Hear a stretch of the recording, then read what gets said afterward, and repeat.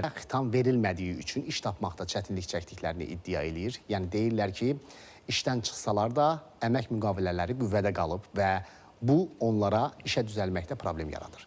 Niyə belə bir vəziyyət yaranıb? Vətəndaşlar işdən çıxdığı halda əmək müqavilələri niyə hələ də qüvvədə saxlanılır? Baxaq görək məsələ nə ilə izah olunur. Yükdaşıma şirkətində çalışan bir neçə şəxs iddia edir ki, işdən ayrılsalar da şirkət tərəfindən onların əmək müqaviləsinə rəsmi qaydada xitam verilməyib. Elə bu səbəbdən də yeni iş tapmaqda çətinliklə üzləşiblər. 6 ay yaxındır ki, mən yükdaşıma xidmətində işləyirəm.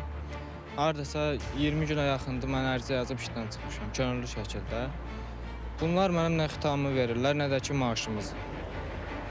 Gedən başqa bir yerdə işə düzəlməyə deyirlər ki, sənin adın işdə gedir, sən işə götürə bilmirik. İddialar bununla da bitmir.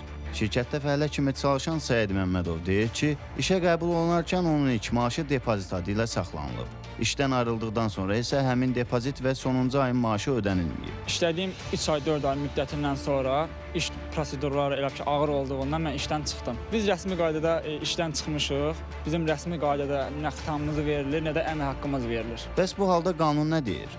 Hüquqşünas Araz Nur Məmmədov bildirir ki, əmək qanunvericiliyinə əsasən işçi əmək müqaviləsinə xitam vermək istədikdə işə götürəni ən azı bir ay öncədən yazılı şəkildə xəbərdar etməlidir. İşçilər həmin işə götürəni bu ayda xəbərdar etməməklə sadəcə işin ağırlığına əsas gətirərək işə çıxmırlar. Təbii ki, bu sonradan işçilər üçün yaxşı nəticələnməyəcək. Onların növbəti işə qəbulunda, növbəti işə götürənlə əmək müqayisəsinin bağlanmasına maneçilik törədəcək. Əmək müqayisəsinə xitam verildikdən sonra işə götürənin həmin işçilərin son haqq hesablarını, ödənilməmiş məzuniyyətə görə məzuniyyət haqlarını və digər ödənicilərini ödəməlidir. Səsləndirilən iddiaların nə dərəcədə əsaslı olduğunu dəqiqləşdirmək üçün adı çəkilən şirkətlə əlaqə saxladıq. Şirkətdə bölmə rəhbəri vəzifəsində çalışan Səfər Səfərov bildirdi ki, şikayətçilər işdən ayrılarkən yazılı ərizə təqdim etmədikləri üçün onların əmək müqaviləsinə rəsmi qaydada xitam vermək mümkün olmuyor. Ərizə yazmamış işdən çıxırlar, məktub məlumat vermədən işdən çıxırlar.